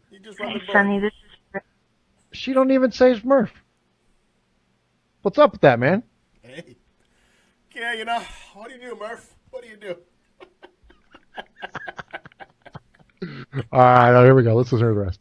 Hi, Sonny. This is Brenda with Face Off with Facemeyer. I think you guys got a good team. The only thing is, when Carr went down last year, it showed you guys needed him. This year, when he went down, he just didn't come back right. So hopefully next year with a totally 100% Carr feeling at his best, you guys will, go better than you have. If not, then maybe it's time to get a new quarterback. Just my intake. I love you guys' show. Talk to you soon. Bye. Thanks, Brenda, for the call. You can call in anytime. Talk to me here at Raiders Fan Radio. I'll have Murph run the board and patch the call in. So that's what we'll do. Next week, welcome to Raiders Fan Radio with Sonny and Brenda. Yeah, good team. Obviously, we needed Carr. I'm not going to pull the trigger on maybe not needing Carr. If he doesn't do good at 100%, I still think Carr is our future. He's definitely better than anything currently in the NFL. We'll see what happens if they draft and all that kind of stuff. But yeah, appreciate the call, Brenda. Yeah, very, very much insightful, man. You can't judge a player when they're hurt, when they're coming off of that injury, and I think that's just been a huge, huge thing for Derek Carr and the rest of the team to have to deal with. All right, last caller, last but certainly not least, we're going to hear from our buddy Ron in Alliance, Ohio. Hey guys, Ron from Alliance. I think it's Reggie's time to shine here. I think this is where we're going to see if he's the guy we need. He's done a lot of good stuff, and some people bang on him, but I don't think there's anybody that's going to argue that we have a playoff caliber roster, and I don't think there's anybody that says we have a playoff caliber team at this point. So Reggie, I think, is going to have to step in and make whatever changes he sees fit. And we're going to get, probably a top 10 draft pick out of this. I wouldn't be surprised if we see Cook play this week instead of Carr, just so we don't get anybody hurt. We have the talent there. We got to find somebody that can tap in some way, somehow, and use it better next year. Hopefully we get a better off season here, maybe a little bit more active in free agency than we have been in the past, but I know Reggie's style's kind of slow play stuff. We'll see. Rough game in Philly there. Defense looked good. I don't know if Pagano will be back or not next year, but again, Reggie's time to shine. Have a good one, guys. Appreciate the call, Ron. Another faithful caller, also faithful on the chat there. Ron, do you have a life? Like, you call our show every week, you hang out in the live stream chats. Like, what's all around, bro? Also, Murph, thank you, Ron. Ordered a shirt for Merry Christmas, Raiders Fan Radio shirt, so I appreciate that. Appreciate you supporting the show. Ron, I agree. I heard somebody say this is that blank time, and it rhymed with rat tastard. This is Reggie's time. This is, let's go, Reg. Let's go. They need to do something to a certain degree, Murph. Poop rolls downhill, and you got to go all the way to the top to sometimes get answers. And so, Reggie and Mark, are you guys just so concerned with Vegas that you don't care what's on the field right now? Like you need to do something here. We got a legit defensive coordinator. Let's keep him. And let's bring in some people that can make it better. So, I agree, Ron. Good call. Good take. Reggie, let's go. Yep, this is it. This is going to – I think this, Sonny, dare I say, this is the make-or-break season for Reggie McKenzie. Make-or-break draft, you think, too, or what? Because he hasn't been that great on drafts. He's been good. I think make-or-break off season. I think that there is going to be – you have a talented enough football team that, all things said, you should be much more competitive than what they are, but there are still glaring holes. I think that now with the draft and with free agency where it's at, and the health of the cap, and the foundation of that you already have with a defensive player of the year and a franchise quarterback and a starting left tackle, it's like the building blocks are in place. Now what are you going to do to elevate the personnel on this team to a championship level? I think this is it. And now when I say make or break, I don't mean necessarily what's going to cost him his job or not, but this might be the season that defines his legacy as the GM of this team. At least for the now if they go on to win a Super Bowl, that could be the kickoff point, right? If they go out and fart and fall again and have another, and having a 6-10 year, does that then the demarcation of where that he completely fell off. So you know what I'm saying? Like I think this is a make or break for his career. Like I think this is a big deal. Despite whether he stays employed or not, as far as what defines him as a GM, I think this is it. I think this is a big one. I agree. And we need something. This year's been awful. And I just read on Twitter, good friend of the show, Scott Winter, the Winter Report, LV Raiders Report. He's saying that he heard buzz of Norv Turner being the new OC for the Raiders potentially. Love it. Just said opinions, nothing, no breaking insight. He just said that's what he's heard being talked about. Love it. That would be interesting. How many times have we seen a coach, or a head coach, become a coordinator on the team he was the head coach for? I can't think of any off the top of my head. That's an interesting one. That might be a precedent. That we may have never seen that. Yeah, that'll be interesting. Interesting, but I love it. I mean, he's a great OC. You know, heck, the guy's got a good offensive mind. Can't coach a football team from a head coach, but you know. All right, we ready to move on? Yeah, let's move on. We are Metallica, and we are here for your Oakland Raiders! You know why we are here, and we ain't playing around today! From The Walking Dead to errant Jedi Knights, Raiders fans are a rogues gallery.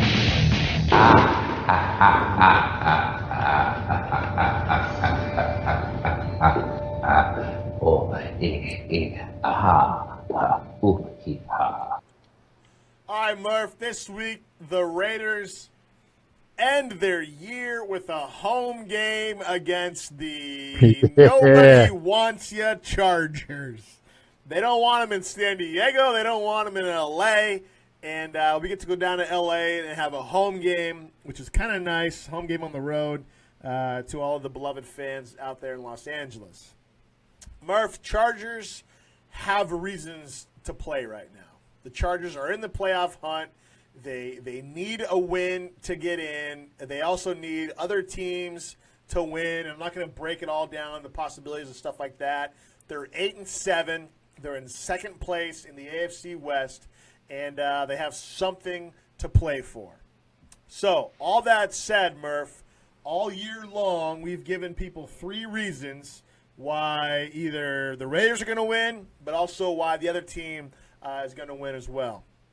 Personally, Murph, I have ran out of reasons why the Raiders are going to win another game this year, so I think we're going to go away from that segment. Let's talk about 3 matchups that are going to be key for the Raiders to win against the Chargers. Give me one reason why I should listen to you. Give me one good reason. Give me one good reason why I... So you give me one good reason. Give me one good reason. Give me one good reason. Give me one good reason. Why don't you give me one reason? 3 reasons. 3-3-3, 3-2-3, always 3-3-3, it's always the same. I can think of 3 real good reasons. 3 reasons. Top 3? Top 3.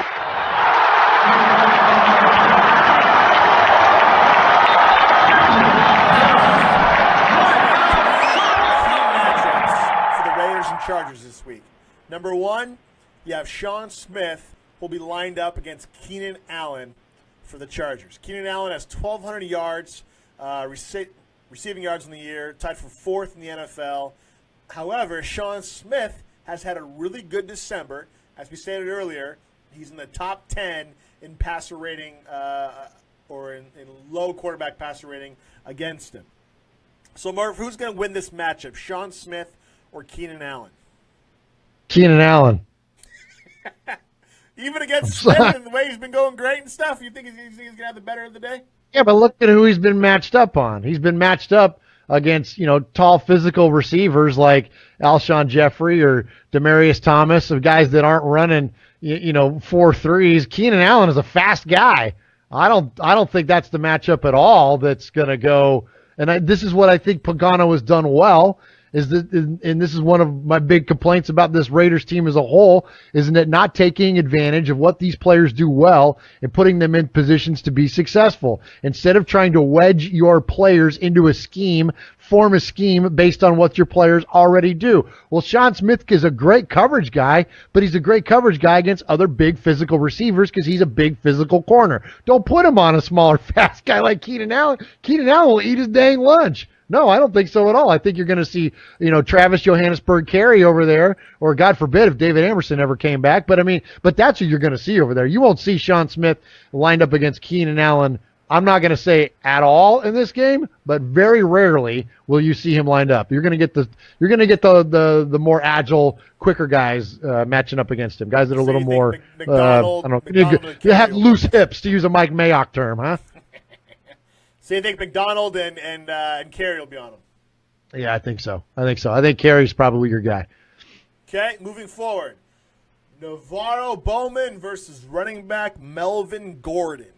Bowman's kind of been our number one guy on the defense, spearheading it, came in a few weeks ago, stepped up. Gordon already has 1,000 yards in the year. It's career high, and he has 8 touchdowns as well, 2 off of his personal best. Who do you think wins that matchup?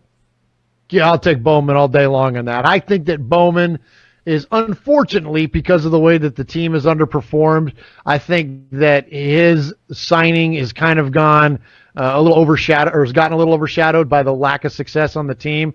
I love this guy as a player. I don't love the Niners by any means, but he's one of those guys that you can watch from afar and always just have respect for based on his game on and off the field.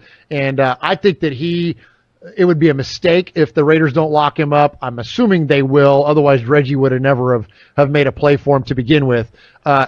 Give me Navarro Bowman all day long. I don't think that or let me just say this. You would be hard-pressed to find a more instinctive, smarter linebacker in the NFL. He's up there with the Luke Kuechly's of the world. I'll take him all day long. Give me Bowman. Okay. And Murph, what might be the most pivotal matchup, you have Marshall Newhouse versus defensive end Joey Bosa. This is where we're going to get ugly. Bosa this is currently is number 8 in the NFL with 11.5 sacks. He is slowly starting to emerge as becoming one of the best premier edge rushers. He's currently the 3rd best in the AFC West, but maybe he'll overtake Von Miller one day and just live in the shadows of Khalil Mack for the rest of his career. That said, Newhouse, he's the backup of Penn, right? So, what are we going to do? Yeah, I think this is, and Melvin Ingram is no chump either when you talk about rushing the quarterback. I mean, these guys, the Chargers have 2 premier pass rushers, so you can't double one side and expect to be able to just deal with the other.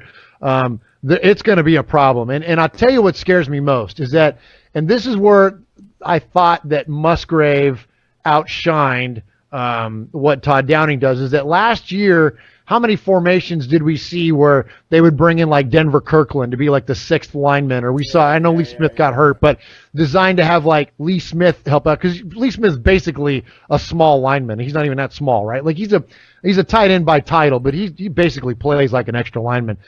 Musgrave was very, very good at setting up the formations to be able to account for the pass rush and to be able to create doubles on multiple sides, and whether it was with Murray or whoever, like just bring in extra protection for Carr. And so, when you look at how often, I don't even remember last year, what was the total sacks for Carr last year? What was it, 3? Oh, it was like 1 or 2. Yeah, it was.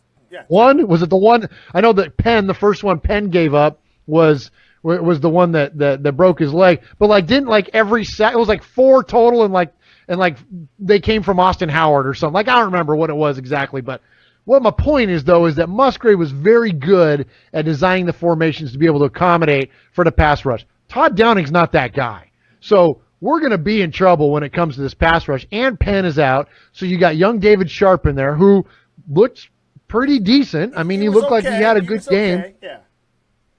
I didn't study film on the guy, but just from watching the game, it looked like he was doing a pretty serviceable job. He's a massive man, so if he ever does get it figured out, I think we're going to be in real good shape with him as a player. But I don't think that with the amount of threats that they have in the pass rush, I think that it's going to be trouble for us. And so if you're asking me for the singular matchup of Bosa on Newhouse, Bosa's going to win that all day long. But I think that we're capable, should Downing, accommodate for it. I think we have the personnel, even with Penn being out. I think we have the personnel to be able to protect Carr. Marshawn is a heck of a pass blocker. I mean, we got the guys that can do it. Now, whether they do it or not, I don't know. And again, there's the frustration of this year's Raiders. You have the talent to be able to do certain things. Like this should be one of them. Yeah. Like offensive line play and protection and all that. Those things are never. Linebacker was a question. Secondary was a question. We had a lot of questions on this team. The freaking line and protecting Derek Carr should not have ever been a question at all this year. And the fact that they haven't done it is a mystery. It's craziness. So I don't know. The one-on-one matchup, we lose that one. But as team over team, I think we should be fine. But we'll see what they do.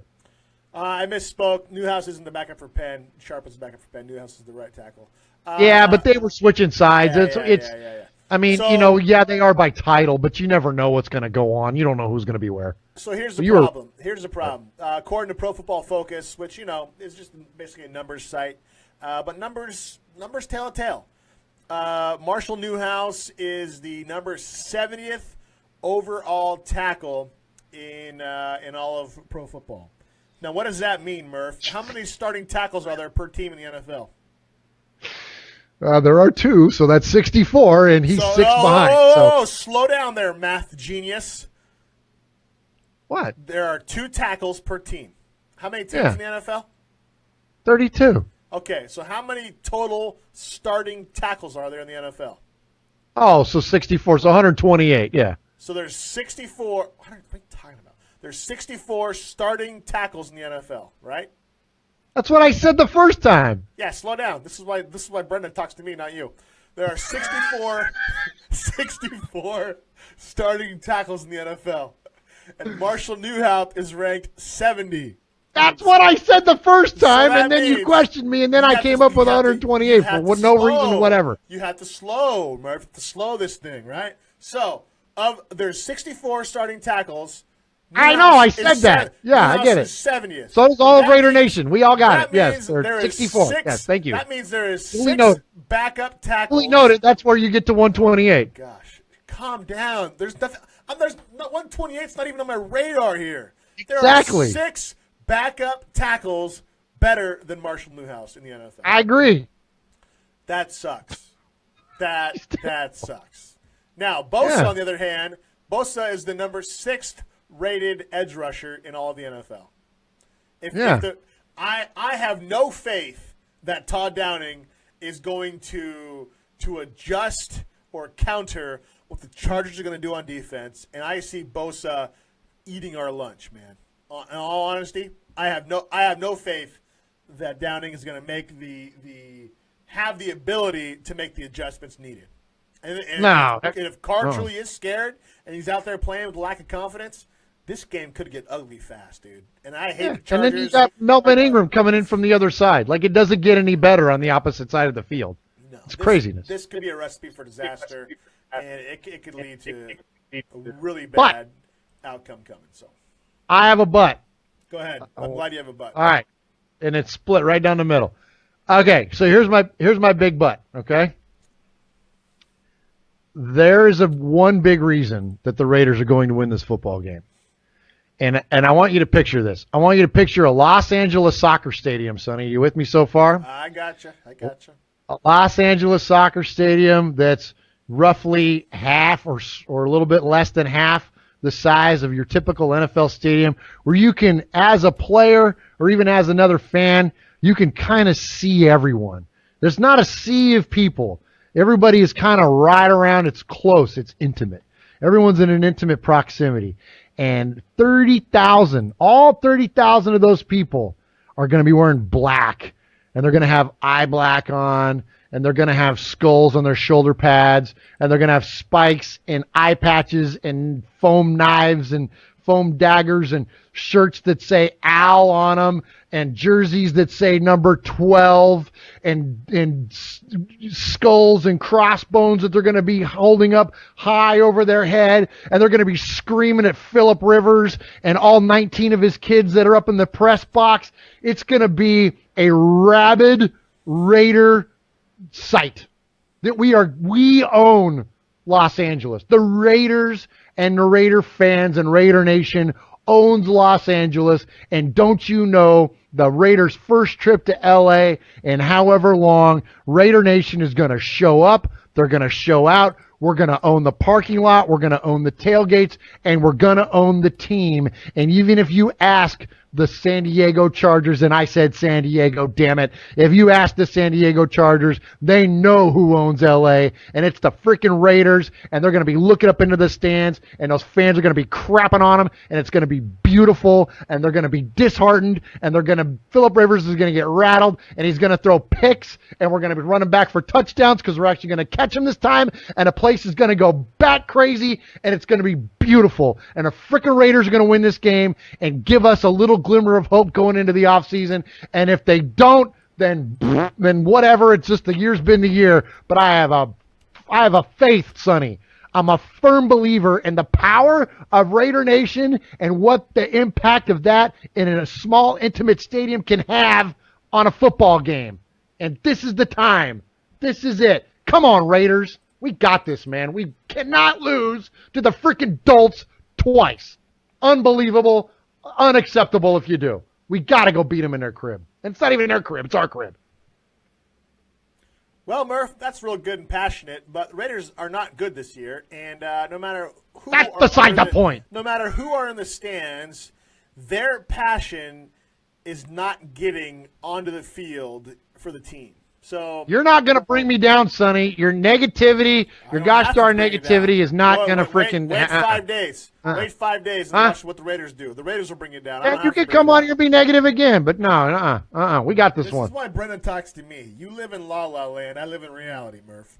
Yeah, I hope. Okay. I hope that the Raiders understand the implications of this game. I hope they show up. I hope all those things. But like I said earlier, Murph, I can't hope no more, man.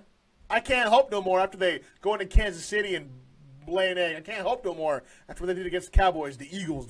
It's over, dude. I'll be surprised if they win the game against the Chargers. Chargers have too much. Chargers have too much to play for, dude. They have too much to play for. Yeah, and you know what? And they are classic. You want to talk about underachievers? There you go. That's what the Chargers do. The Chargers are just going to go in there and be the Chargers, man. That's all they got to do. They got the most overrated quarterback in the history of football. They are one of the most overrated teams in the history of football. It is unbelievable the amount of reverence that the media speaks of the Chargers and especially Phillip Rivers with. He's not that great. I'm sorry. This guy is not that good of a football player. He never has been.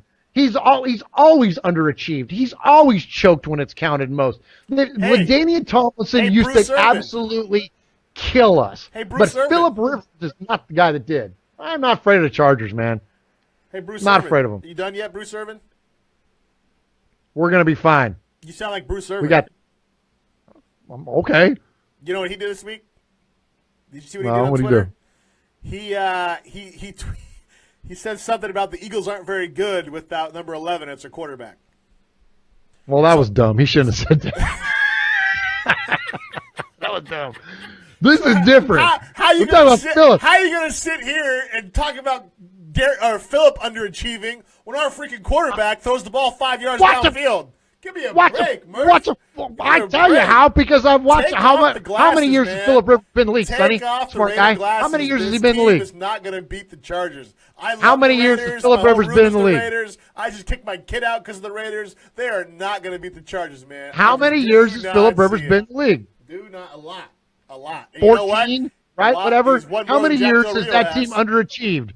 14? Yeah, like, come on, man. Other than the stay classy freaking San Diego Chargers that played against Tom and got their asses handed to them by the Patriots, other than that, like, how far have they ever gotten? They're terrible, man. They're going to underachieve just like they always do. They're gonna fold up shop, dude. It's going to be weak, and the Raiders are going to kick their ass. And if they're wrong, And if I'm wrong, whatever. But I'm telling you, that's the way it's going to go. You watch the Raiders will freaking blow them out. Here we go. We don't do predictions a lot. Here's my prediction: 30-10 Raiders. Book it. You want to know what's interesting? What's that? The Chargers have won the division a whole lot more times than Jack Del Rio ever has. So if you're going to be over here talking about underachieving, Murph, well, that's true. We're sitting in the glass house throwing stones, man. We really are. And, like, you can hype yourself up. When you're terrible, though. Hype yourself up all you want, man, but it's a false hype, dude. Like, that's what I'm saying. No, because the Raiders were not billed all those years. The Raiders were not billed as AFC favorites. The Raiders were not billed as a threat to win Super Bowl. They were this year. They never were. The freaking Chargers. They were this year. The freaking Chargers all the time. People hype them up. Oh, they're going to be this and they're going to be that. Phillips going to do this and Phillips going to do that, and they never do it. They never do it. They always underachieve. The Raiders were this year, and they freaking laid an egg, man. And at this point, the Chargers have something to play for. All right, our bad. Yeah, one time somebody expected something from us, and we sucked. The rest of the time, they expect us to suck, and we show them that we still suck. Hey, That's what my whole point is. Everybody freaking carries the Chargers. Everybody carries the jock of the Chargers, and they still freaking fall short. That's the thing that drives me nuts. Everybody picks them every freaking year, and they always suck. Screw them. They're stupid. I agree. But you know what, Murph? I love the fact that you're arguing the fact for the Chargers. Keep going. The Raiders on Sunday. Keep going. Maybe there's more Brendas out there to support you. They're probably going to beat the Raiders on Sunday. Unbelievable. You're not a real fan. I can't talk to you no more. You're not a real fan. You're driving me crazy. You're All not right, a true Murph. fan. Let's end this episode 60 here before I reach through the internet and choke you. RaidersFanRadio.com. You can order T-shirts. Check out all of our past episodes.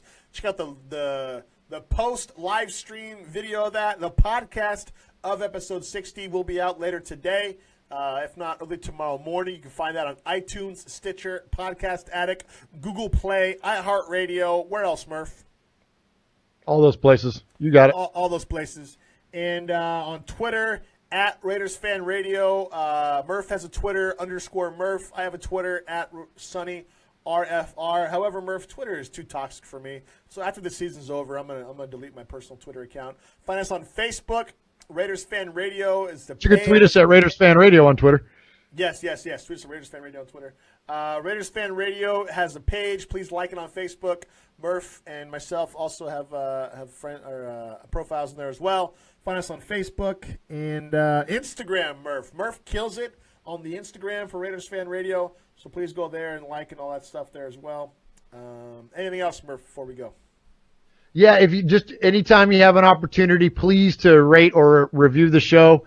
If you want to go on there and say that Murph is smart and Sonny is questionable at times, that's okay. We'll accept those reviews, but just please give us the 5 stars, and it helps us out so much. It helps us out tremendously. We love and thank you for all your support here at Raiders Fan Radio, and that's one of the ways that you can help us keep going and doing what we're doing. Is that those are big deals. So spread the word if you like the show, please, by doing that, by hitting those rates and reviews and subscribing to the show, whether that be through our app or through your various podcast networks. And then last off, thank you to all the wonderful Christmas wishes that we got, not only on the show tonight, but through our social media and emails and everything. Thank you to you guys for paying attention and supporting us here at Raiders Fan Radio. And so back at you on all of that. And also, have a have a happy New Year upcoming. Be safe. If you partake, get a ride, have someone drive you. Be careful out there, Raider Nation. We love you, and we'll see you after the Raiders whip the Chargers' ass. You might be waiting a couple years though for that. But also, I meant